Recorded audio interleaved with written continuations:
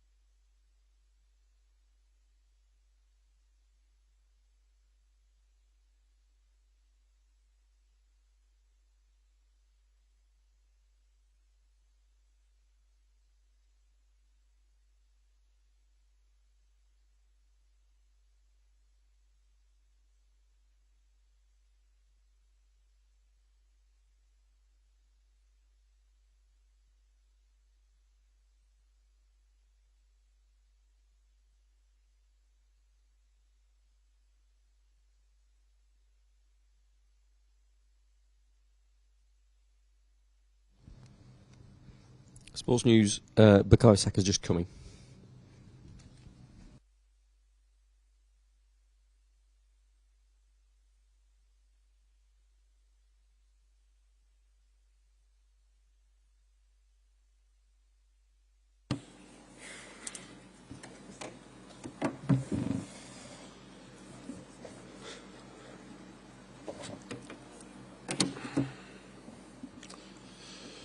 Okay, good afternoon everybody and welcome to this media conference with Bukayo Saka. As ever, we can use the microphone provided and make sure it's switched on and state your name and the organisation you work for. There's plenty here today, so we'll try and get around as many as possible, so if you can keep your questions to one or two, it'd be great. And we'll start with Rob Dorsey from Sky. Hi Bukayo. Hi Bukayo, how are you? You okay? I'm good, thanks. How are you? Yeah, I'm good, thanks mate. You'd never played in a World Cup game before this tournament. You've now started 3 games out of 4. Scored last night, scored 3 goals in 3 games. It's not bad, is it? What do you make of it all? No, it's been a great experience so far. You know, obviously to achieve that and help my team with the goals I've scored is a really nice feeling. So I'm happy and I just hope I can continue to help my team. England blew Senegal away in the end last night. You're the leading scorers in this World Cup. You're part of that attacking unit. Do you think there is any better attacking unit out there in any other nation at the moment that's still here? That's a good question. But there's no doubt, you know, the quality we have in our team. You know, we're blessed with an amazing front line with so much quality attacking players, and yeah, when you get selected in that lineup, it shows how much confidence and trust the coach puts in you. So it gives you that extra confidence to go out there and shine. And last night you were able to do that. It's a huge quarter-final coming up against the world champions. Do you think England need to change the way that you play, maybe change the formation, or would you like to see England go toe-to-toe with France? Well, I'm not a manager, you know, I'm a player. Yeah, I have to trust Gareth and our coaching staff to obviously prepare their best game plan, but I think, you know, we can continue to do what we're doing. You know, we've been playing well and we've scored, like you said, the most goals in the tournament, so I don't see us needing to change too much. Good man, thank you. Thank you. Sorry. Hiya. Gareth's record now in tournament football is pretty exemplary. Given that the form coming into the World Cup was a bit rocky, let's say, what is it about the group and Gareth that makes England really click when it matters? I think, of course, you know, this team in general has a lot of players that have played in big tournaments, you know, so there's a lot of tournament experience, you know. If you look at the last few results, you know, in the tournaments we've been in, we've got to, I think, a semi-final, a final, and maybe a quarter-final. So, you know, there's a lot of experience in there. So, you know, when the big games come, we have a lot of players that know what they need to do. All the talk now, of course, is about Mbappe and how you stop him. But, of course, there's much more to France than just him. What is it about England specifically and the qualities that you have that can cause them perhaps just as many problems as they're going to cause you? I think, first of all, if you look at our first 4 games, I think we have 3 clean sheets. So it starts, you know, how solid we've been at the back, and that's credit to the defenders and obviously Pickers, our keeper. You know, they've been exceptional there. And, of course, at the same time, we've scored the most goals as well. So I feel like we just need to just prepare the best game plan and go there with confidence because we're playing good right now. Obviously, knockout football brings with it the threat of penalties. We all know what happened to you personally after the European final. How do you feel now about the potential to take a penalty? And can you just reflect for us a little bit about how you've perhaps changed since that moment? Well, yeah, I've obviously matured and progressed a lot as a player and a person since that moment. And, you know, I wouldn't have stepped up the times I've stepped up for Arsenal to take a penalty if I wasn't confident. So obviously if the moment comes, you know, and I'm selected to take it, I'll be more than happy to. And just finally from me, we obviously know Raheem's gone home and the awful thing that's happened to him and his family. Have you guys have any contact with him since he got back to England, and what would your message to him be? He wished us the best, you know, yesterday as he was going back, and yeah, I've messaged him and hopefully he'll get back to me later. I just hope he's okay, him and his family.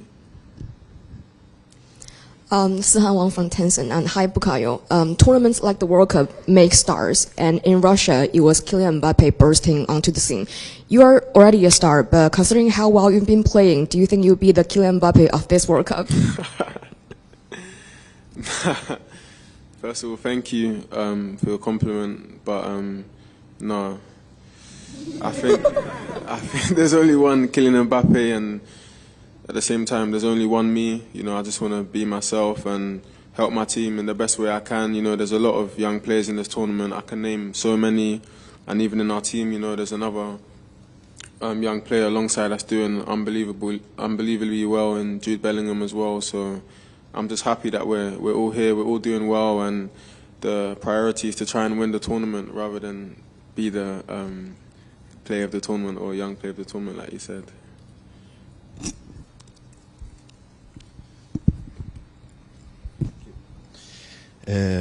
Harun from Norway, NRK. Well, in this World Cup, the pitches are being cooled down by air condition.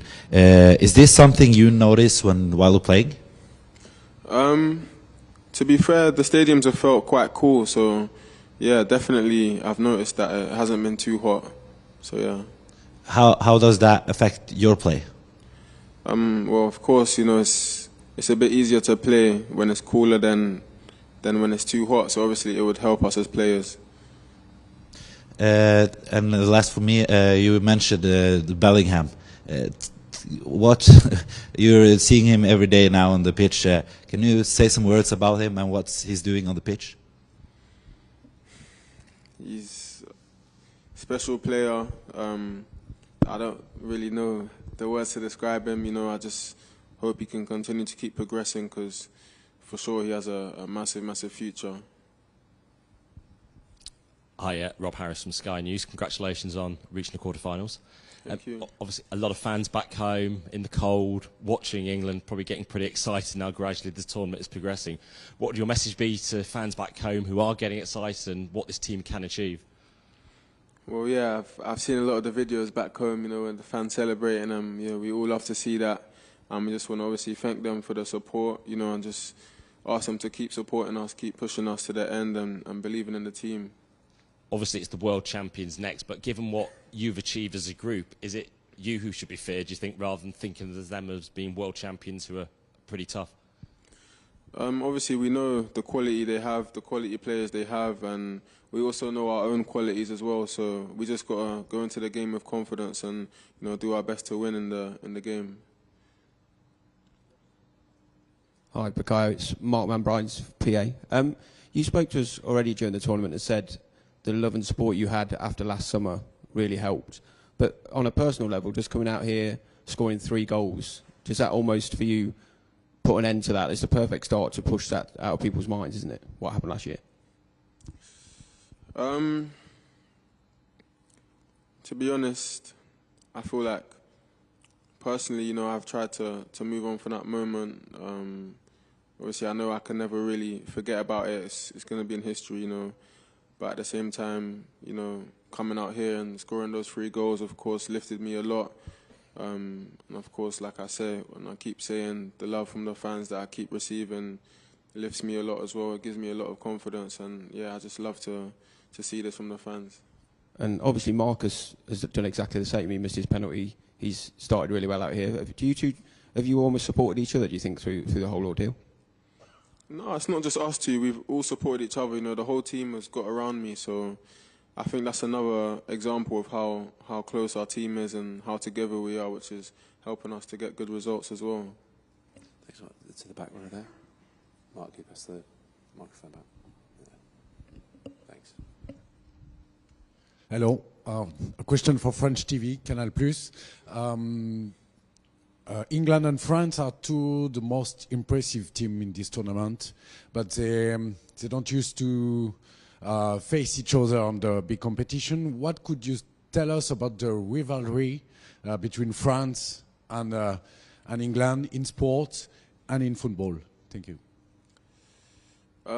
Well, the rivalry in this World Cup obviously is big because, like you said, it's been two nations that have performed exceptionally well in their first 4 games.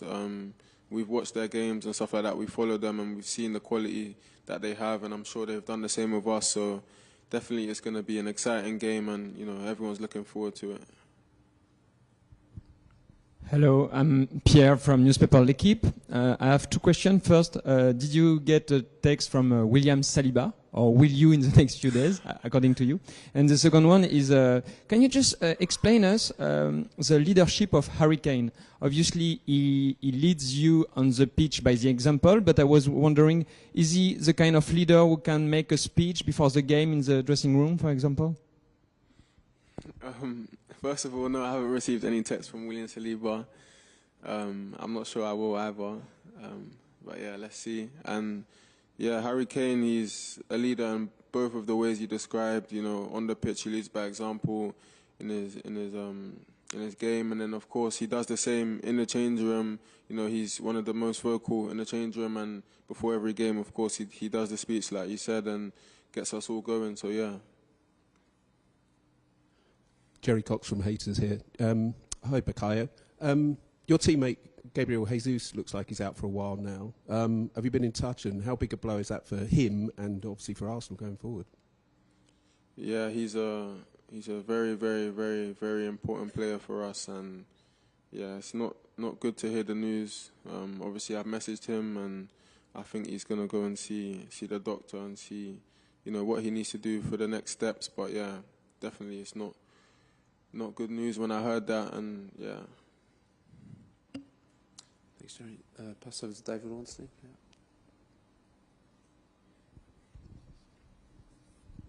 Yeah. Hi, Bukayo. David Ornstein from The Athletic. I saw when you were walking back from your celebration that you pointed over to the crowd and you had a little wave or blew a kiss or something. Was that to your family? And are they your inspiration, or do you have other inspirations that drive you in your career?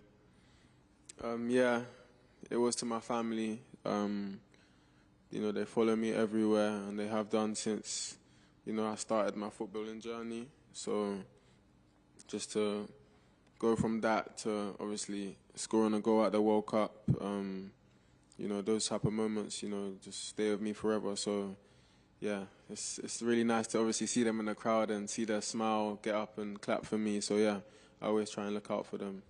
And the likes of you, Jude Bellingham, Phil Foden, are being talked about around the world as sort of generational talents. Do you guys sort of accept that and see yourselves as the best young players in the world?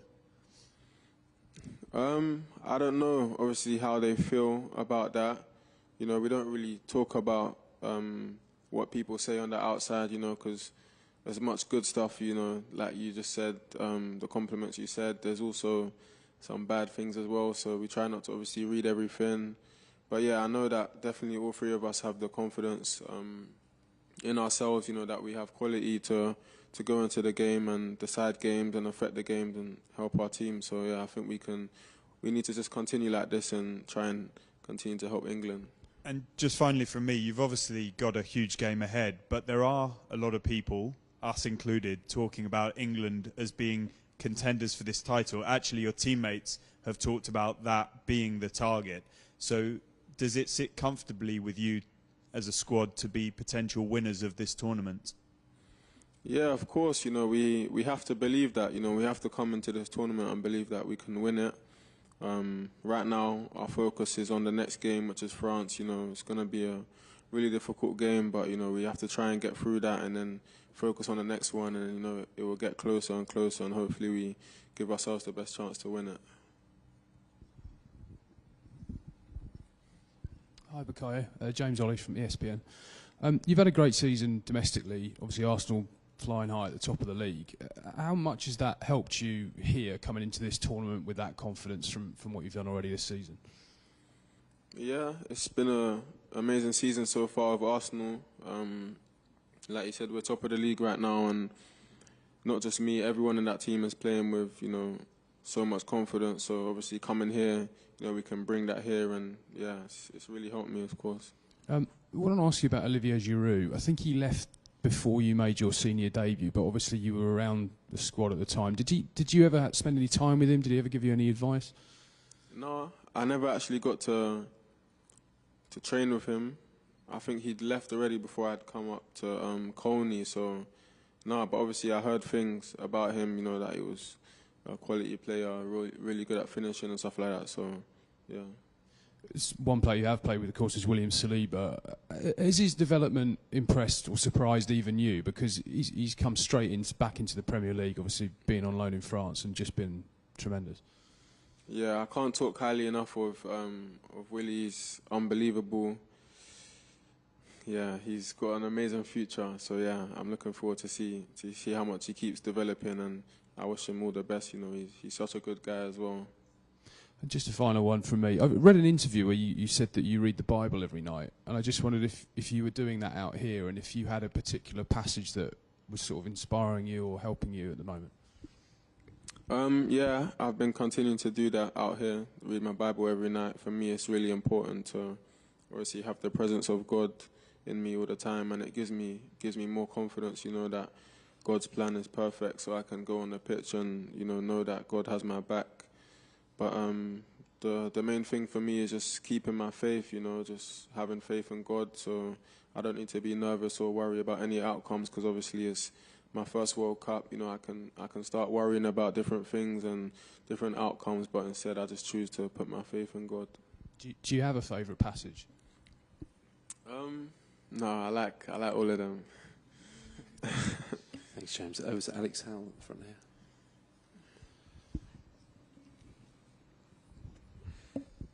Hi, Bukayo.